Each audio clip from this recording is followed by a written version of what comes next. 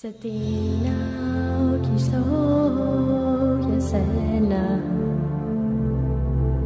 και πώς να σου δείξω πως αγαπώ. Εσύ είσαι